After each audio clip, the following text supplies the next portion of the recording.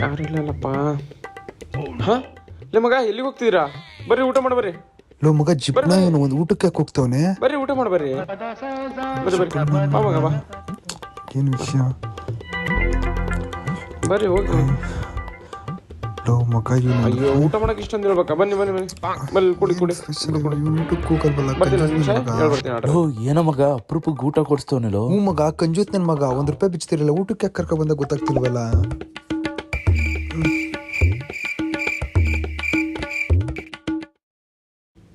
ತಿನ್ನಿ ತಿನ್ನಿ ತಿನ್ನಿ ಚೆನ್ನಾಗಿ ತಿನ್ನಿ ಚೆನ್ನಾಗಿ ತಿನ್ನಿ.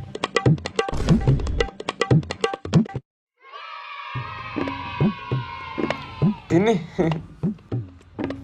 ಮಗ ಹೌದು, ಏನಕ್ಕೆ ಕೊಡ್ತಿದ್ದು ಊಟನ? ಮಗ ಏನಿಲ್ಲ, ನಮ್ಮ ಮನೆಗೆ ಒಂದು ಸ್ವಾಮೀಜಿ ಬಂದಿದ್ರು. ಅವ್ರು ಏನಂದ್ರು ಗೊತ್ತಾ, ಇಬ್ರು ಭಿಕ್ಷಕರಿಗೆ ಊಟ ಹಾಕಿದ್ರೆ ನಿಮ್ಮ ಮನೆಗೆ ಒಳ್ಳೇದಾಗ್ತಂದ್ರು. ಅದಕ್ಕೆ ನಿಮ್ಮಿಬ್ರಿಗೆ ಊಟ ಹಾಕ್ತಾರೆ.